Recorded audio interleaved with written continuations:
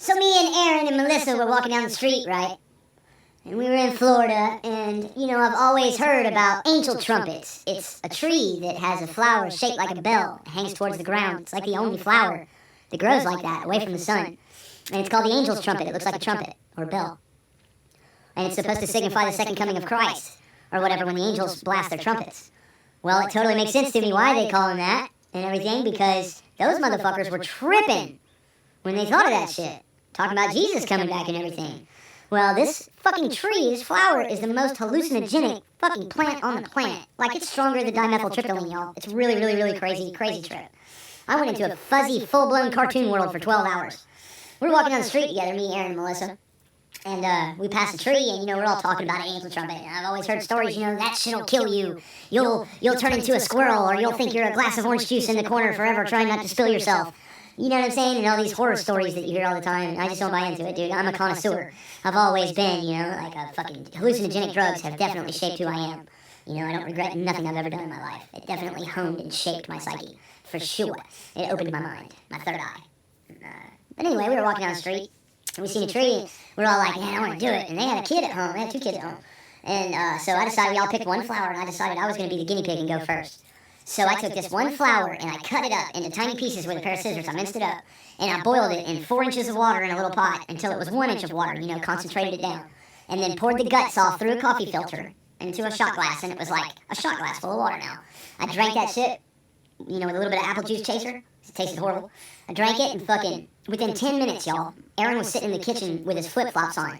And he had fucking clear, wet, gooey worms slithering up on his feet. And I jumped back in my chair like, you got fucking worms on your feet, man! I fucking freaked out, y'all! It looked so real, and it was so fast. Like, usually when you trip on acid or mushrooms or whatever, you know, it takes like an hour to kick in, 45 minutes to start feeling it, you know? This was almost instant, like 10 minutes. And I'm seeing the most realistic visual I've ever seen in my life. Usually, you know, you'll see maybe the carpet looks like ants, or the couch is breathing a little bit, or the walls wavy, you know, colors get bright and shimmery, you know, lines wave and blur, things like that. You don't really see pink giraffes and purple elephants.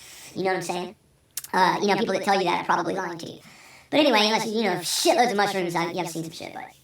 Anyway, so I see these gooey worms, and I'm like, in angel trumpets instantly give you a speech impediment and loss of balance, no equilibrium. I was bumping into walls and shit all night long. It was fucking crazy.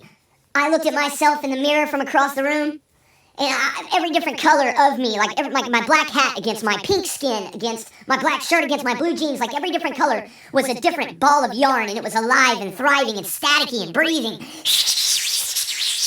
I turned into a yarn ball, y'all, and I was like, oh.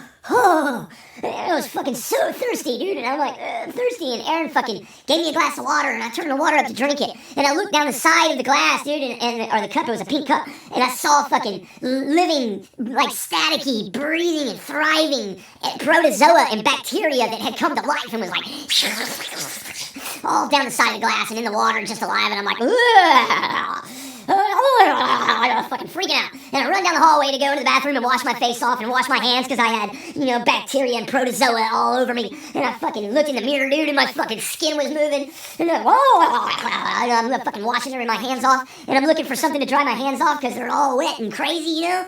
And I fucking looked in the corner, and there was a pile of towels in the corner where they had been soaking up the crack in the bathtub where it leaked out water, you know? But, I mean, it was a dirty house, y'all. And the pile of towels was all gnarly and moldy and nasty in the corner, and there was a yellow shirt balled up and thrown on the top of the pile. And in my hallucination, it just suddenly didn't even shock me. It made perfect sense. Melissa was buried in these towels up to her head, and the fucking yellow shirt was her wearing a dead rubber yellow chicken mask. Blah, with its tongue hanging out, you know what I'm saying? Blah, dead. And I'm like, Melinda, why are you wearing a chicken mask? Melinda! And I kept saying it, well, they can hear me in the other room, you know? And Melissa finally goes, what? And when she said what, man, that fucking rubber chicken mask came to life on me, y'all. It was like got real big flying down the hallway at me. What? And I fucking, scared the goddamn fuck out of me. I went running out of the bathroom and fucking bumped into her fucking 10-year-old son, Mikey, and I was like, Mikey, your mom's dead in the bathroom. She's wearing a rubber chicken mask. Fucking telling him all about it, dude, and he's just looking at me like I was completely insane. I was.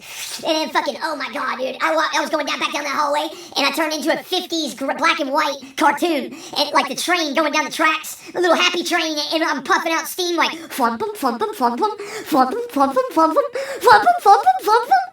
Oh my god, dude, it was so crazy, man. I was in that fucking cartoon world for 12 hours when I finally came to and had to ask them how long I was gone, y'all. So if you're ever gonna take angel trumpets, make sure you got a fucking babysitter, kids. It was the most insane experience I've ever been through in my life. And it caused me to have, this imagination, I think, that I do now and able to create this fucking weird madness abstract bullshit that I just drew for y'all. Today on